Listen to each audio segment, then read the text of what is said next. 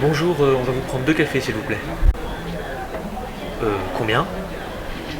Ah oui, oui, oui, je sais. On est en centre-ville, c'est l'offre et la demande, c'est normal.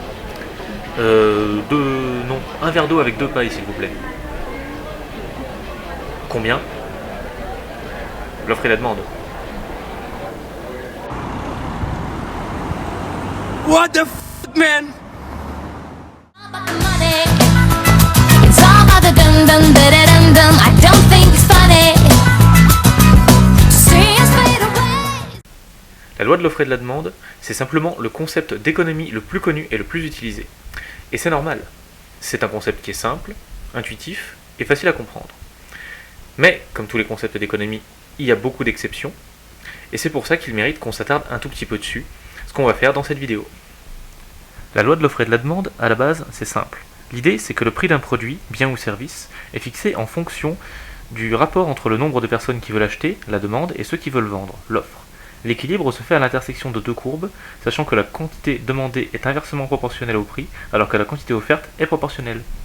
Mais oui, c'est clair. Bon, j'explique. L'offre et la demande, on les représente en général par des courbes. Non, pas celle-là, non. On se concentre. Voilà, des courbes comme ça. Alors, sur cette courbe, on voit que quand le prix de vente augmente, les gens ont moins envie d'acheter, donc la quantité diminue.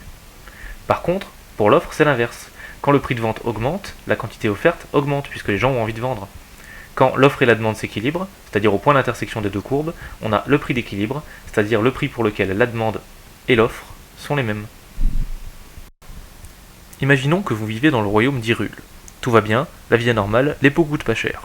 On va dire que l'offre et la demande de pots sont équilibrées comme ça. Puis un jour arrive un espèce de dingue qui rentre chez les gens sans rien dire, pas bonjour, pas merci, et il pète tous les pots. Mais genre tous les pots. Du coup, la demande de pots augmente énormément. Ça veut dire que pour le même prix, les gens sont prêts à acheter plus de pots, la quantité demandée augmente.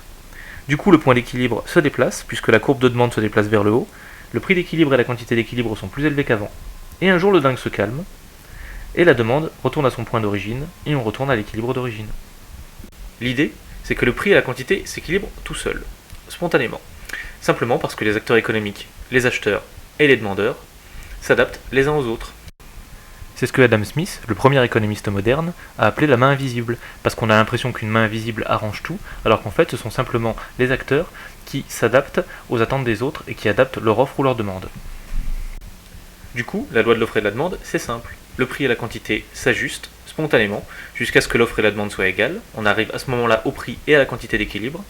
Si l'offre et la demande changent, on a un nouveau prix d'équilibre qu'on atteint au bout d'un certain temps d'adaptation. Et voilà, c'est tout. Facile.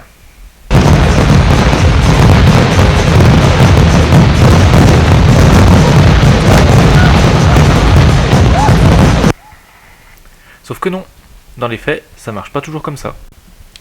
Ah, bon. Effectivement. Effectivement, la loi de l'offre et de la demande, c'est tout sauf une loi. Une loi, ça s'applique partout et tout le temps. Et là, c'est pas le cas. Il y a beaucoup d'exceptions, et c'est ça qui est intéressant d'ailleurs.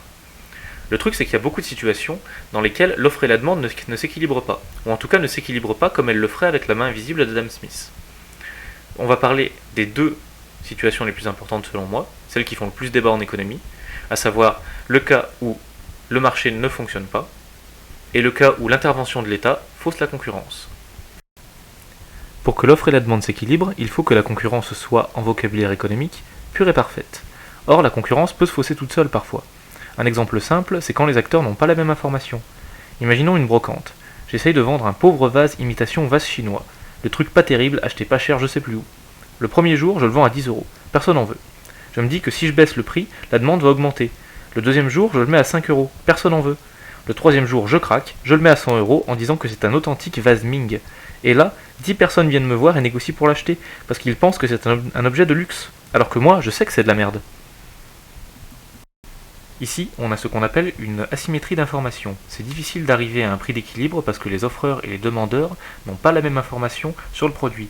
C'est quelque chose qui a été théorisé par Akerlof dans son article A Market for Lemons, à propos du marché des voitures d'occasion. Dans ce cas, le vendeur connaît les caractéristiques du produit et pas l'acheteur. Du coup, c'est difficile de fixer un prix en l'absence de garantie, et la demande et l'offre ne peuvent pas s'ajuster parce que le demandeur n'a pas confiance. Quand il y a un déséquilibre au niveau des marchés, la loi de l'offre et la demande ne fonctionne plus, ou en tout cas ne fonctionne pas normalement. Et le truc, c'est que là, on sort de l'économie pure, parce que ce qui compte, c'est la structure du marché, et la possibilité pour les acteurs d'avoir des garanties. On sort de l'économique pour rentrer dans le juridique, dans le droit. Et on va certainement pas se faire chier à faire du droit ici. Donc on passe au deuxième cas, qui est celui où la loi de l'offre et de la demande est faussée par une intervention de l'État. Revenons au royaume d'Hyrule. Imaginons qu'ils importent des carapaces du royaume champignon, parce qu'au royaume champignon, les carapaces sont vraiment pas chères, il suffit de sauter sur des tortues. Mais la princesse d'Hyrule décide de protéger les producteurs de son royaume en imposant des quotas. Elle limite le nombre de carapaces du royaume champignon qu'on peut importer. Du coup, l'offre baisse et le prix augmente. Vous me dites, au pire, les carapaces coûtent plus cher, mais ça sauve des emplois à Hyrule. Sauf que si le royaume champignon décide de bloquer les importations d'Hyrule, eh bien ça détruit des emplois et ça fait monter les prix partout. Ça ne veut pas dire qu'il ne faut pas protéger son industrie, ça veut dire qu'il faut le faire intelligemment et en y réfléchissant bien. Remplacez Hyrule et le royaume champignon par 2 pays de votre choix, et vous avez une petite idée du commerce international et de pourquoi c'est un tel bordel. Mais on aura l'occasion d'en reparler dans un prochain épisode. Mais on s'égare. Ici, l'État intervient en empêchant l'offre de se placer comme elle se placerait normalement.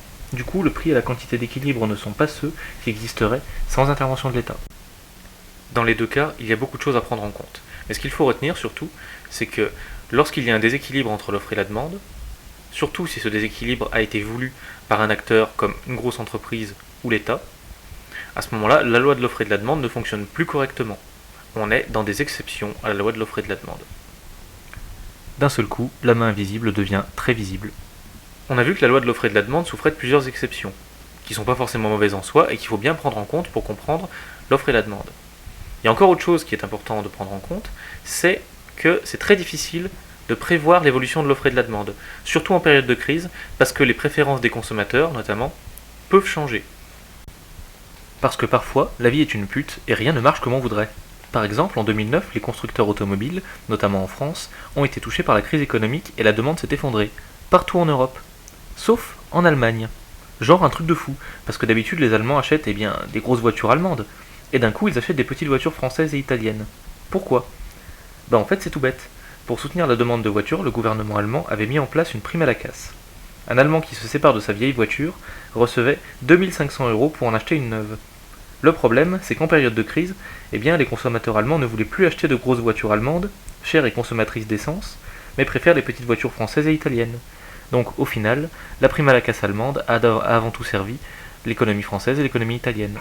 C'est une histoire qui est rigolote, enfin rigolote pour un économiste. Mais le plus important à en retenir, c'est que dans tous les pays, la demande peut changer. Et c'est très difficile de deviner, de prévoir ce qui va pouvoir se vendre a priori. Pour parler d'un truc de geek, personne n'aurait pu deviner qu'il y avait une demande pour le jeu Minecraft avant qu'il ne se vende à plus de 30 millions d'exemplaires. L'économie, c'est avant tout une science humaine, et les humains, c'est chiant, ça sait pas ce que ça veut, et surtout, leurs préférences changent. Après, les mesures de relance allemandes ont beaucoup aidé l'économie française, mais l'inverse est vrai aussi.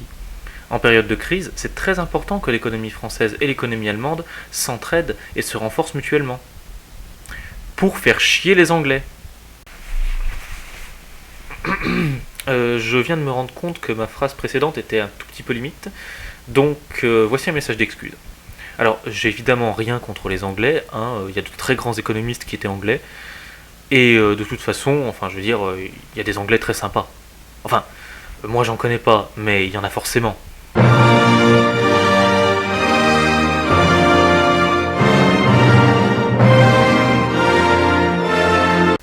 On ne peut pas comprendre le commerce et le fonctionnement des marchés si on n'a pas compris l'offre et la demande, mais ça ne suffit pas. L'offre et la demande peuvent être faussées, que ce soit par les déséquilibres du marché ou par l'intervention de l'État, ou même simplement parce que la demande n'en fait qu'à sa tête. Une fois qu'on a pris tout ça en compte, on comprend l'intérêt de cette loi et surtout, ça redevient facile. Voilà, c'était le 3e épisode du Geekonomist, j'espère qu'il vous a plu. Si c'est le cas, n'hésitez pas à partager la vidéo, à vous abonner à la chaîne ou à nous suivre sur Facebook. N'hésitez pas non plus à lâcher des commentaires ou à demander des sujets pour la prochaine vidéo, et j'adapterai mon offre. Et surtout n'oubliez pas, c'est que de l'économie, c'est forcément plus simple que ça en a l'air. A bientôt. Everything around me, green, get the money, dollar bill, yo. Cash moves everything around me.